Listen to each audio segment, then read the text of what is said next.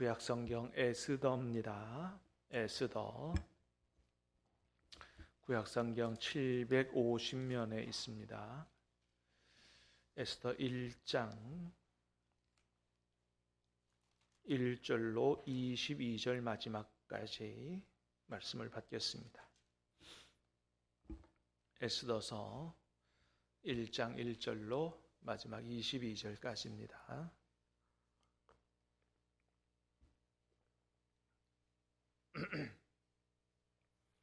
구약성경 느헤미야 다음 페이지 수로 750면입니다. 구약성경 750면. 에스더서 1장 1절로 마지막 22절까지 하나님 말씀을 받겠습니다. 이 일은 아하수에로 왕 때에 있었던 일이니 아하수에로는 인도로부터 구스까지 127지방을 다스리는 왕이라.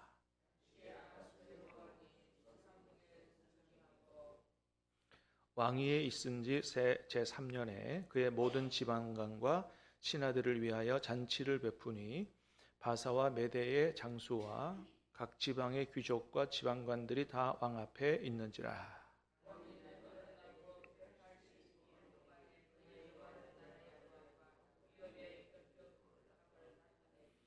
이 날이 지남에 왕이 또 도성 수산에 있는 귀천간의 백성을 위하여 왕궁 후원뜰에서 7일 동안 잔치를 베풀세.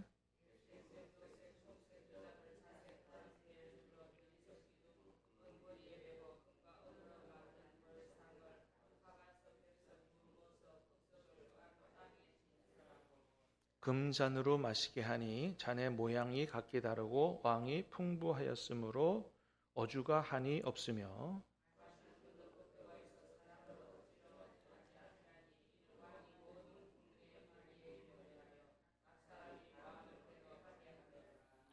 왕후 와스디도 아하수에로 왕궁에서 여인들을 위하여 잔치를 베푸니라.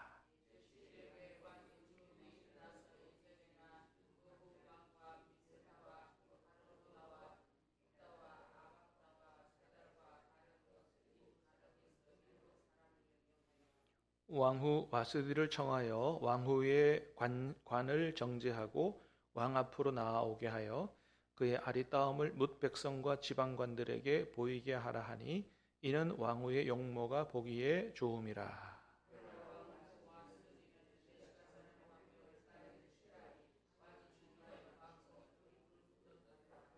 왕이 사례를 아는 현자들에게 묻되 왕의 규례와 법률을 아는 자에게 묻는 전례가 있는데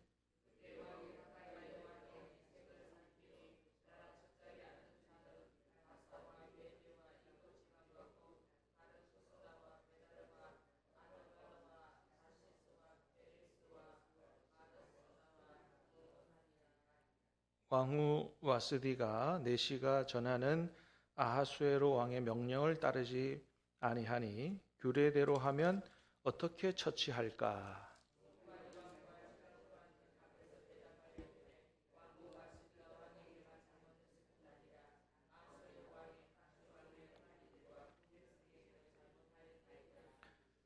아하수에로 왕이 명령하여 왕후 와스디를 청하여도 오지 아니하였다 하는 왕후의 행위의 소문이 모든 여인들에게 전파되면 그들도 그들의 남편을 멸시할 것인즉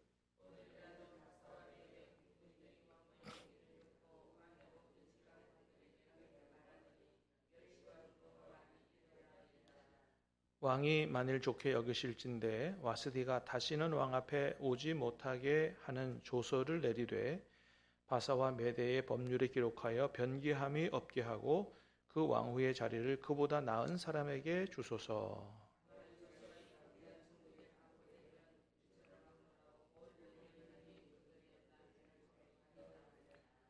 왕과 지방관들이 그 말을 옳게 여긴지라 왕이 문무관의 말대로 행하여 각 지방 각 백성의 문자와 언어로 모든 지방에 조서를 내려 이르기를 남편이 자기의 집을 주관하게 하고 자기 민족의 언어로 말하게 하라 하였더라. 아멘. 자, 오늘부터 한 10일 동안은 우리 에스더 말씀 받도록 그렇게 하겠습니다.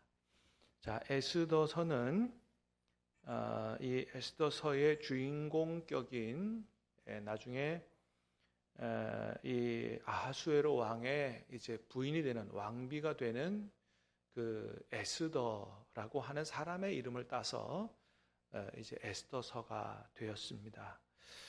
에스더라고 하는 인물은 유대인 여성인데요. 페르시아 제국 시대에 살던 그 페르시아 그쪽에 지금으로 말하면 이란입니다. 이란. 그 페르시아 제국에 살던 포로민으로 살던 유대인 여성을 가리키는데 나중에 이 여인이 어디까지 올라간다고요? 왕비의 자리까지 올라갑니다. 그 아하수에로 왕 때 있었던 일이라고 이렇게 말씀하는데 이 아하수에로 왕은 페르시아 제국의 제 4대째 왕입니다. 네 번째 왕이고 어떤 왕으로 많이 알려져 있냐 하면 역사책에는 크세르크세스 왕으로 이렇게 알려져 있습니다. 본래는 페르시아어로 크사이 아르산이라고 하는 페르시아어인데 이거를 히브리 말로는 아하수에로스 이렇게 읽고요. 그래서 그 히브리의 음력대로 쓴 게 우리 성경의 이야기죠. 히브리 발음으로는 그렇게 읽고 헬라어로는 크세르크세스라고 읽습니다. 그 페르시아어를 헬라어로 읽으면 그래서 그 보통은 세계 역사에 크세르크세스 왕으로 그리스와 이렇게 그 전투도 하고 그 영화 300인 용사 뭐 이렇게 그때 그 영화에 보면 등장하는 좀 기괴하게 생긴 왕이 그 크세르크세스 아하수에로 왕입니다. 나중에 그 부인이 되는데 이 아하수에로 이 크세르크세스 왕이 예수님 오시기 전 BC 486년부터 465년 동안 페르시아 제국을 다스리는 그런 왕이었습니다. 자, 이 에스더서가 언제 누구에 의해서 기록이 되었나? 뭐 정확하지는 않지만 대략 학자들은 이 에스더서를 BC 한 400년 경에 이 에스더의 삼촌인 모르드게가 이 일이 있고 난 이후에 한참 후에 이 내용을 기록했다 그렇게 알려져 있습니다. 자. 이 이제 에스더서의 내용은 주로 어떤 내용이냐 하면은 이스라엘이 하나님의 명령에 불순종하고 그렇게 타락하고 우상숭배하고 그래서 결국은 바벨론에게 멸망하죠. BC 586년에 바벨론에게 멸망하고 바벨론의 상당수의 사람이 포로로 끌려갑니다. 그러니까 바벨론 제국이 그 당시 그때 거기를 다스리던 그런 바벨론 제국 시대가 펼쳐졌는데 나중에는 이 바벨론 제국이 망하게 돼요. 누구한테 망하게 되냐 하면 이 페르시아 제국. 우리 성경에는 바사라 나오죠. 그죠? 그 바사가 페르시아 제국을 그냥 우리나라 말로 번역할 때 바사라 그랬어요. 페르시아 제국에게 멸망을 하게 됩니다. 페르시아 제국을 만든 제1대 왕이 누구냐면 고레스 왕이에요. 고레스 왕이 바벨론 제국을 정복하자마자 내린 조서, 칙령 중에 하나가 뭐냐 하면 포로민들은 자기 나라로 돌아가라 이런 이제 칙령을 내렸어요. 그 고레스 칙령이라 그러는데 그 칙령 덕분에 바벨론의 포로로 잡혀갔던 이스라엘 사람들이 다시 이스라엘로 70년 만에 돌아오는 이제 일이 있게 된 거죠. 그뿐만 아니고 사실은 이 유대 사람이 바벨론의 포로로 잡혀갈 때도 3차례에 걸쳐서 잡혀갑니다. 나중에 포로로 돌아올 때도 3차례에 걸쳐서 돌아오는데 고레스 때 제1차 수룹바벨이라는 사람을 중심으로 1차 포로 귀환을 하게 되고 또 그 이후에 한참 있다가 2차 포로 귀환하는데 에스라를 통해서 에스라와 함께 3차는 느헤미야와 함께 포로 귀환하는데 요 에스더서의 내용은 1차 포로와 포로 귀환과 2차 포로 귀환 사이에 그 어느 지점에 일어났던 일을 기록해 놓은 그래서 아하수에로 왕 때 있었던 일이다 기록하고 있습니다. 에스더서를 통해서 하나님이 우리에게 말씀하시고자 하시는 그 주된 주제가 뭐냐? 주제가 여러분 지금 이스라엘 백성들이, 하나님 백성들이 어떤 처지에 있다고요? 예, 포로에서 돌아오긴 했지만 다 돌아온 건 아닙니다. 예, 돌아오고 싶지 않은 사람들은 그 바벨론 제국에 남아서, 페르시아 제국에 남아서 거기서 계속 살던 사람도 있었어요. 그러니까 여기 에스더서는 포로 귀환하지 않고 그 페르시아 제국에 남아 살던 유대인들의 가운데 일어났던 일들에 대해서 얘기하는 건데, 자, 하나님의 백성이 나라를 잃어버리고 세상의 거대한 제국주의 밑에서 포로민으로 살고 있던 그런 비참한 시대에, 그것만 해도 비참한데 나중에 그 하만이라고 하는 어떤 높은 고위직 사람을 통해서 유대민족 전체가 몰살될 위기에 처해 있는 이런 위험한, 대단히 힘든, 어려운 환난 같은 상황 속에서 과연 하나님은 여전히 하나님의 백성들을 위해서 살아 역사하고 있느냐에 대한 질문에 대한 답이 에스더서의 내용입니다. 여러분, 겉으로 볼 때는 나라가 망했어요. 때로는 어떻게 해요? 하나님이 안 계신 것 같아요. 특별히 그 당시에 사람들이 가지고 있는 신의 개념은 온 우주를, 천지를 다스리는 하나님이라기보다는 보통은 지역신관이거든요. 그러니까 여호와, 이스라엘 사람들이 섬기는 여호와는 어디만 다스린다? 이스라엘만 다스린다. 또 바벨론 제국이, 바벨론 사람들이 섬기는 이 신은 바벨론 제국을 다스리고, 그래서 두 지역 간의 전쟁에서 이기는 나라의 신이 더 힘센 신이다. 뭐 이렇게 이제 사람들이 보통은 생각을 하고 있었거든요.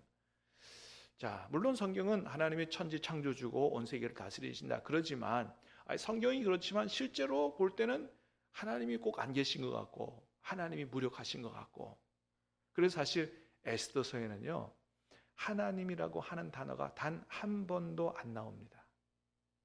대신 어떤 말이 많이 나오냐면 우연히 이렇게 됐다, 우연히 이렇게 됐다라는 말들이 많이 나옵니다. 하나님은 한 번도 들리지도 않고 보이지도 않고 마치 하나님이 안 계신 것 같은 그런 환경과 상황 속에서 그저 모든 것들이 우연히 일어나는 그런 우리 세상사 속에서라도 하나님은 친히 여전히 살아계시고 하나님의 백성들을 위해서 역사하고 계신다라고 하는 이야기를 이 에스더서가 우리에게 말씀해주고 있는 것입니다. 여러분, 그렇습니다. 우리가 이 세상에 가서 살다 보면 때로는 하나님은 교회 안에서는 계신 것 같고 교회 안에서는 역사하시는 것 같은데, 우리의 삶의 현장, 세상에서 살아가는 막 분주하고 어지럽게 악의 힘이, 세상의 힘이, 권력이 강력하게 역사하는 세상에서는 하나님이 안 계신 것 같고 하나님이 일을 안 하시는 것 같이 그렇게 느껴지는 상황에서도 여전히 하나님은 살아계시고 역사하고 계시고 저와 여러분 하나님의 백성들을 위해서 일하시고 계시는 하나님이다 라는 사실을 에스더서가 말씀해 준다라고 하는 것입니다. 여러분, 에스더서를 통해서 하나님이 안 계신 것 같고 일하지 않으시는 것 같고 내 기도에 침묵하시는 것 같고 그렇다 할지라도 여전히 하나님은 저와 여러분을 위해서 일하시고 계시는 하나님이신 줄 믿으시기를 주님의 이름으로 축복합니다. 자, 오늘 우리가 읽은 본문은 특별히 페르시아 제국이 얼마나 강력한 힘을 가진 나라인가. 그 페르시아 제국과 페르시아 제국을 다스리는 아하수에로 왕이 절대적인 힘과 권력을 가지고 온 세상을 통치하고 있고, 그에 비하면 페르시아 제국에서 포로민으로 살아가고 있는 하나님 백성들은 참으로 보잘것없이 보이는, 그죠?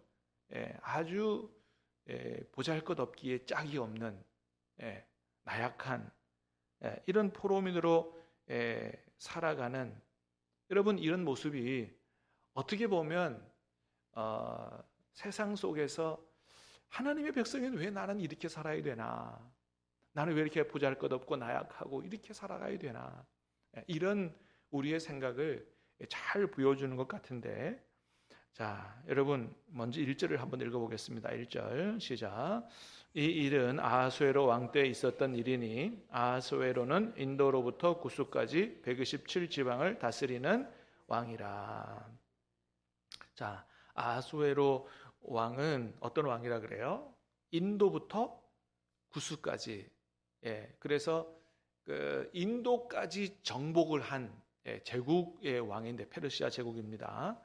인도부터 어디까지요? 구스라고 하는 표현은 이디오피아를 가리킵니다. 아프리카 이디오피아까지. 그러니까 인도부터 아프리카까지 유럽 뭐 이런 쪽을 완전히 정복한 굉장히 강력한 힘을 가진 나라고 왕인데 127지방. 그러니까 옛날 성경에는 127도라 그랬어요. 여러분 우리나라는 대한민국은 몇 개 도죠?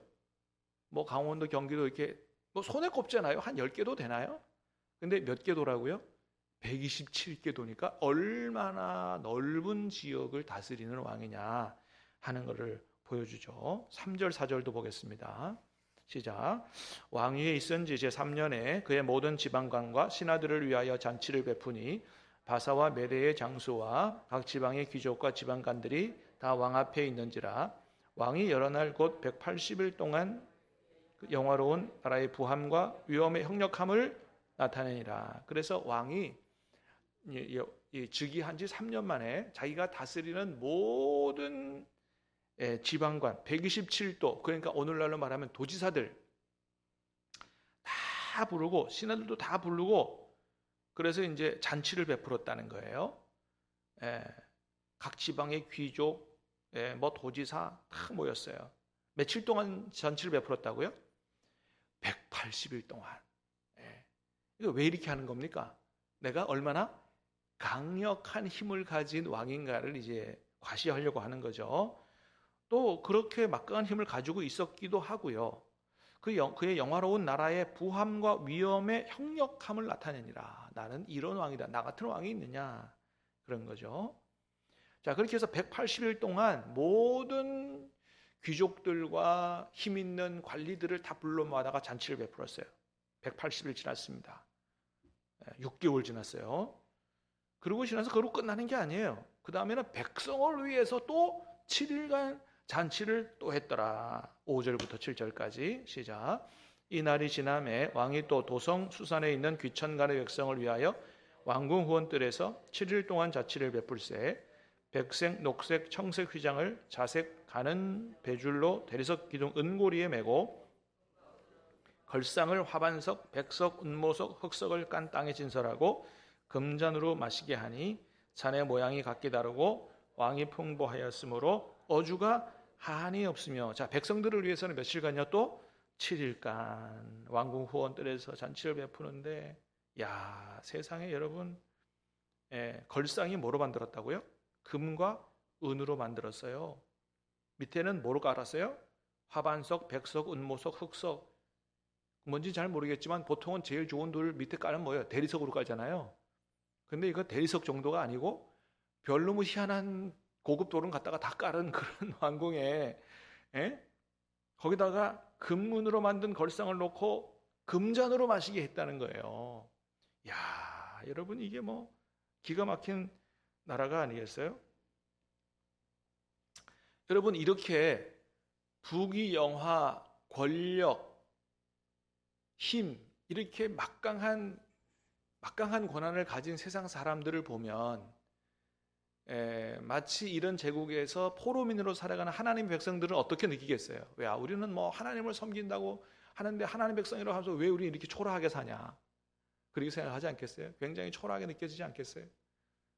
어떻게 보면 하나님 없는 사람들이 세상에서 출세하고 강력한 힘을 갖고 부자로 살고 그런 집에 하나님 백성으로 나는 크리스찬으로 초대돼 갔는데 나는 굉장히 초라해 보이고 뭐 그런 생각이 들지 않겠느냐라고 하는 거죠. 자, 그런데 너무 부러워하지 마라라고 하는 거죠. 왜요? 다 지나가는 것이다. 사실 이 페르시아가 127도를 다스리고 뭐 잔치도 180일을 하고 뭐 금은잔으로 마시고 대단해 보이죠. 그러나 여러분 결국 이 페르시아 제국도 어떻게 됐어요? 다 역사 속에서 사라졌습니다. 망했어요. 다 사라졌어요. 잠깐이었다 말이죠.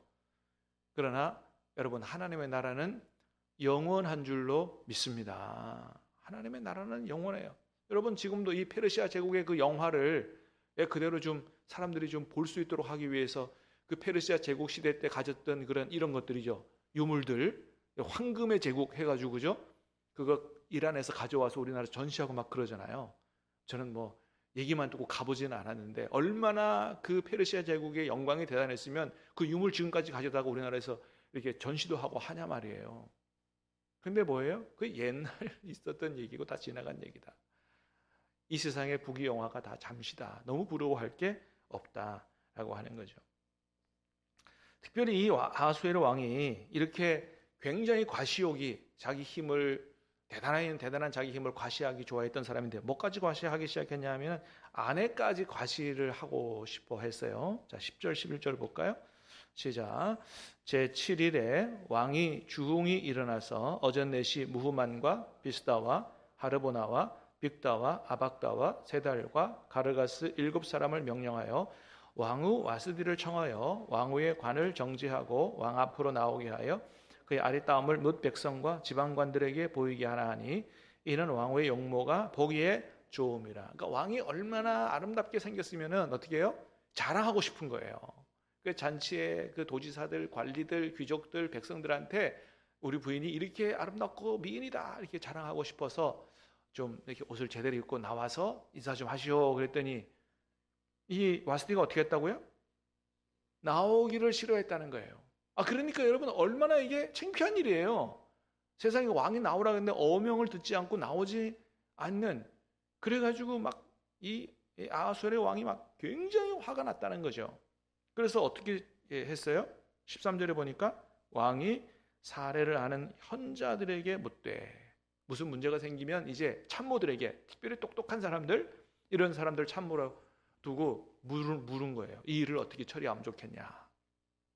그랬더니 우리가 쭉 읽어봤지만 어떻게 처리했어요? 이 현자들이 머리를 맞대고 결론을 낸 게, 이거 그냥 그대로 넘어가면 왕이 웃음거리가 되고 이 일이 백성들에게 알려지면 각 가정의 부인들이 남편을 우습게 여길 겁니다. 그러니까 이번 기회에 왕비의 그 직위를 파직하고 다른 사람에게 왕비의 자리를 넘겨주고 조서를 내려가지고 모든 집의 아내들은 남편을 존경하라고 법으로 제정합시다.